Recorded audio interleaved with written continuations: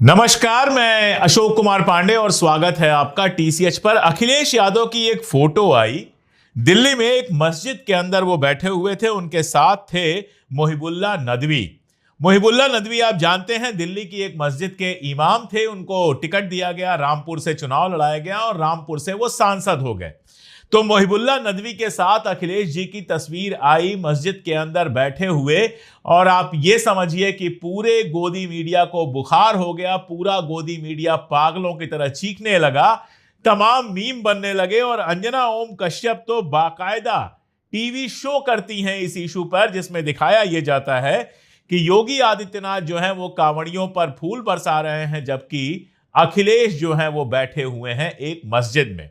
देखिए, मेरा अपना मानना है कि मस्जिद और मंदिर में किसी नेता को राजनीति के लिए नहीं जाना चाहिए। बिल्कुल ठीक बात है। अखिलेश वहां गए थे। अगर मुहिबुल्लाह नदवी की बात मानी जाए तो अखिलेश ने पूछा कि आप वाली मस्जिद कहां है। उन्होंने बताया कि सड़क के उस पार है। तो इन्होंने कहा चलिए मस्जिद देख आते हैं। और जब देखने गए, बैठे हुए थे, उस समय एक फोटोग्राफ हो गई वहां से।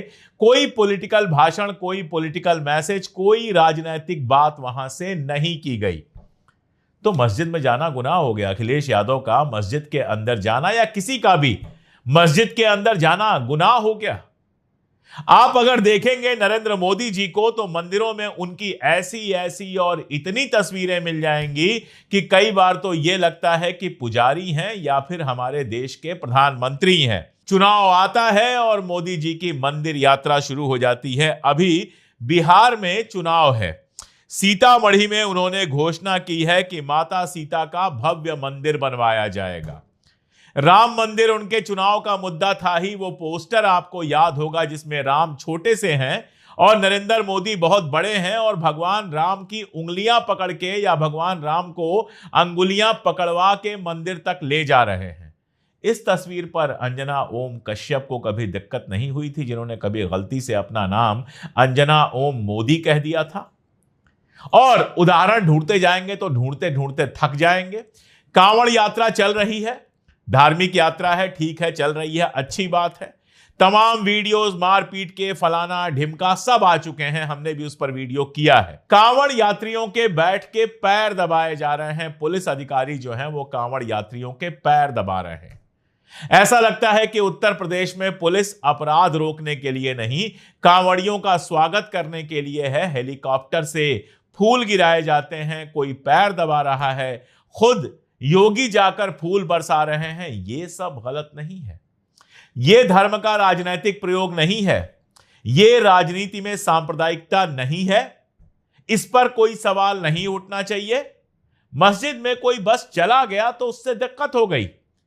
अखिलेश अगर मस्जिद में बैठ गए तो दिक्कत हो गई, लेकिन 2024 के चुनाव के पहले अयोध्या में राम मंदिर की प्राण प्रतिष्ठा में मुख्य पुरोहित, मुख्य पुजारी बनकर नरेंद्र मोदी शामिल होते हैं। उसका लाइव टेलीकास्ट इन्हीं गोदी मीडिया के चैनल्स पे होता है। तब किसी के सर और पैर में दर्द नहीं उठा था। तब किसी ने यह सवाल नहीं पूछा था कि क्या देश के प्रधानमंत्री को इस तरह से धार्मिक कार्यवाही में हिस्सा लेना चाहिए। एक तो यह होता है कि आप हिंदू हैं तो मंदिर में जाइए, पूजा कीजिए और चले आइए। दूसरा यह होता है कि मंदिरों का पूरा उपयोग आप कीजिए अपनी पॉलिटिक्स करने के लिए, चुनाव प्रचार के लिए। यह चुनाव प्रचार के लिए नहीं था।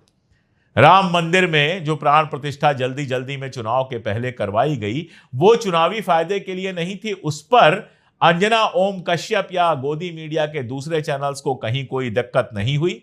योगी आदित्यनाथ तो उत्तर प्रदेश में गोरक्षनाथ जो पीठ है, गोरखनाथ मठ कहा जाता है, उसके पीठाधीश्वर हैं। चुनाव से पहले जाते हैं, पूजा पाठ करते हैं। उनका मठ जो है वो धर्म और राजनीति दोनों का केंद्र है।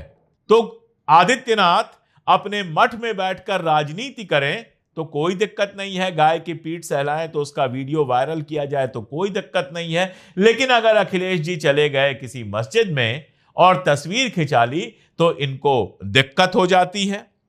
केदारनाथ वाला किस्सा आपको याद ही है। 2019 में चुनाव का आखिरी चरण था और उसके पहले हमारे प्रधानमंत्री महोदय पूरा केदारनाथ चले गए। क्या स्टाइल, क्या वस्त्र, क्या पूजा पाठ कर रहे थे।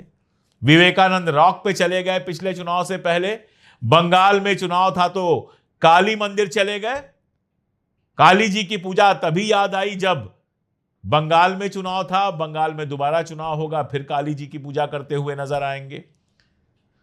उड़ीसा में पूजा हुई तो अचानक इनको भगवान जगन्नाथ याद आ गए। उसके पहले भगवान राम थे। लेकिन हुआ यह कि उत्तर प्रदेश के चुनाव में, लोकसभा में उत्तर प्रदेश में, भगवान राम के जो अयोध्या उनकी नगरी है, उसके आसपास के जितने शहर थे, वहां जिस तरह से चुनाव हारे, उसके बाद अचानक पुरी के भगवान जगन्नाथ याद आने लगे। आजकल भूले हुए हैं। अब बिहार में चुनाव है तो सीतामढ़ी में सीता माता का मंदिर बन रहा है। तमिलनाडु के श्रीरंगम में रंगनाथ स्वामी का मंदिर हो, रामेश्वरम में श्री अरुलमिगु रामानाथ स्वामी का मंदिर हो, कन्याकुमारी में विवेकानंद रॉक मेमोरियल हो, कहां मोदी जी नहीं जाते हैं और कहां फोटो नहीं खिंचाते हैं। जाने कितने साधु संत जो अपने आप को कहते हैं, उनको टिकट दिया जाता है, वो चुनाव जीत के आते हैं, भगवा ड्रेस में आते हैं, कभी स्वामी चिन्मयानंद, कभी कोई। आशाराम बापू के साथ फोटो है, वो तो एक अलग मामला है। मेरा सवाल बहुत सीधा है कि क्या अखिलेश यादव मस्जिद के अंदर बैठकर कोई पॉलिटिकल मीटिंग कर रहे थे? क्या मस्जिद के अंदर कोई मजलिस लगी हुई थी जिसमें वो भाषण दे रहे थे और सपा का प्रचार कर रहे थे? क्या मस्जिद के अंदर वो नमाज के पहले या नमाज के बाद ऐसे टाइम पे गए थे जहां भीड़ थी और जहां से वो भाषण देकर कोई पॉलिटिकल फायदा उठाना चाह रहे थे? ये सब झूठ है, ऐसा कुछ भी नहीं हुआ। मस्जिद में गए, फोटो खिंचाई और निकल लिए। फिर इन लोगों को इतना दर्द क्यों होता है? और दर्द एक चीज से नहीं होता है, दर्द बहुत सारी चीजों से होता है। मुंबई में जो ट्रेनों में विस्फोट हुआ था, उसके चलते जिन मुस्लिम लोगों को गिरफ्तार किया गया था, 18-19 साल वो जेल में रहे। 18-19 साल तक उनको आतंकवादी कह कह के बदनाम किया गया। उसके बाद क्या हुआ? उसके बाद हाई कोर्ट का फैसला आया। हाई कोर्ट ने साफ साफ उनको रिहा कर दिया। यह कहा कि उनके खिलाफ जो केस था वो केस प्रूव नहीं होता है। उसके बाद क्या होता है?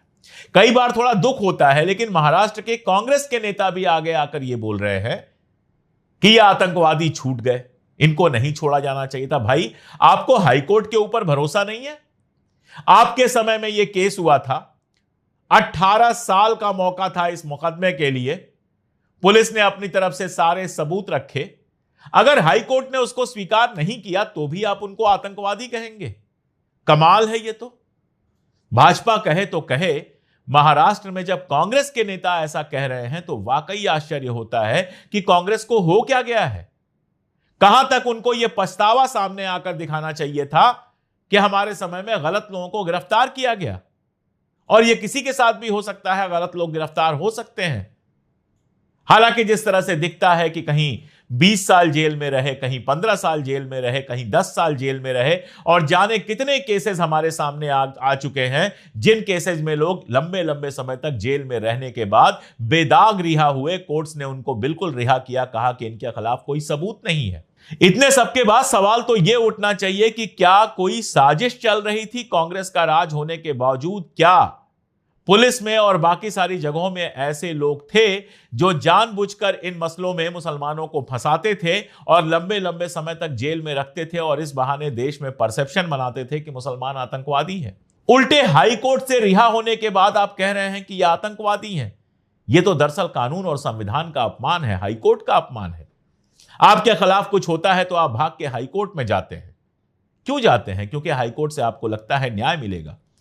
लेकिन इन लोगों को 18-18, 19-19 साल जेल में रहने के बाद हाई कोर्ट से न्याय मिला है तो आप कह रहे हैं गलत है न्याय।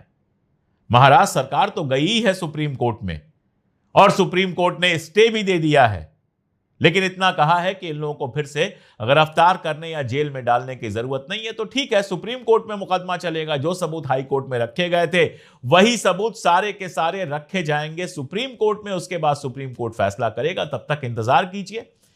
अभी अगर हाई कोर्ट ने रिहा किया है तो उस पर सवाल उठाने का क्या मामला है?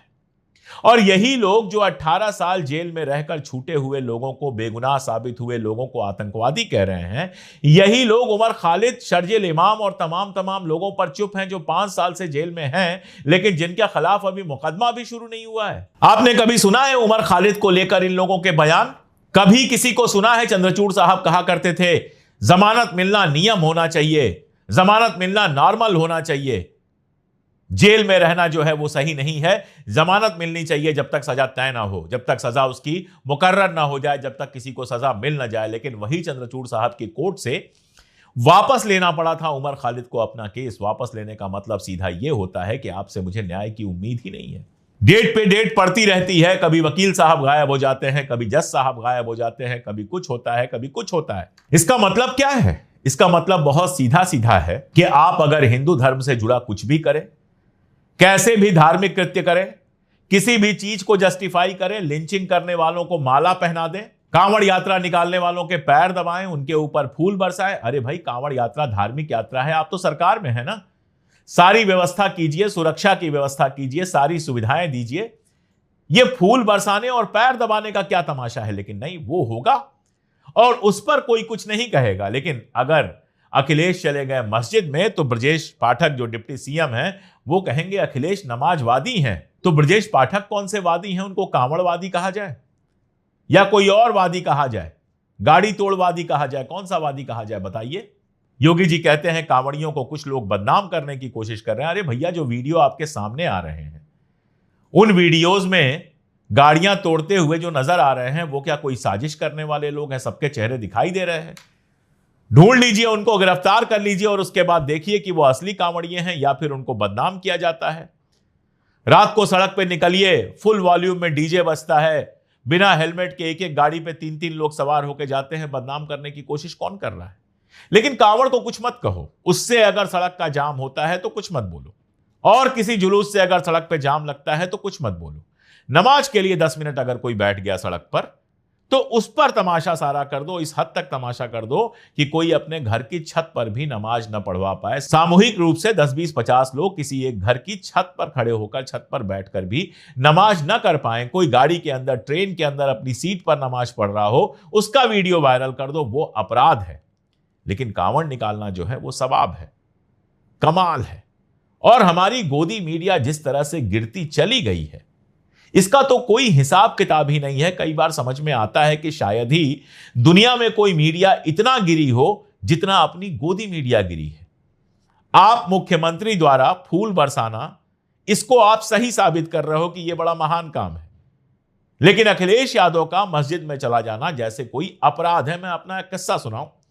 नॉर्थ ईस्ट दिल्ली में दंगे हुए थे। उन दंगों के बाद बहुत सारे लोगों के घर जल गए थे, बहुत सारे लोग बहुत परेशान थे। हम कुछ दोस्तों ने मिलकर यह तय किया कि हमारे पास जो भी संसाधन है, यार दोस्तों से थोड़े बहुत पैसे इकट्ठा किए और वहां पर कुछ मदद किया जाए। ज्यादा तो हम मदद नहीं कर सकते थे, हमारे पास इतने संसाधन नहीं थे, लेकिन बच्चों के लिए स्कूल का बैग, पेंसिल, पेन, कॉपी, ये सब कुछ का हमने एक सेट बनाया और तय किया कि उन इलाकों में जाकर बांटेंगे। हम पहुंचे, सुबह से ही हमने बांटना शुरू किया। 12 बज गया, 1 बज गया। एक साहब हमसे पूछने आए कि आप लोगों के खाने की क्या व्यवस्था है? तो हम लोगों ने कहा नहीं, खाना नहीं खाएंगे, 5-6 बजे तक काम करेंगे, उसके बाद घर जाके अपने खाना खाएंगे। उन्होंने कहा नहीं, ऐसे कैसे आप खाना नहीं खाएंगे? और उसके बाद आपको आश्चर्य होगा कि मस्जिद के अंदर हमारे लिए खाना बनवाया गया। हमारे साथ जो लोग थे उसमें हिंदू मुसलमान सब थे, शाकाहारी मांसाहारी सब थे। मस्जिद के अंदर सादा खाना बना, हम लोग वहां जमीन पर बैठे, परस के हम लोगों को खाना खिलाया गया। यह अपराध हो गया।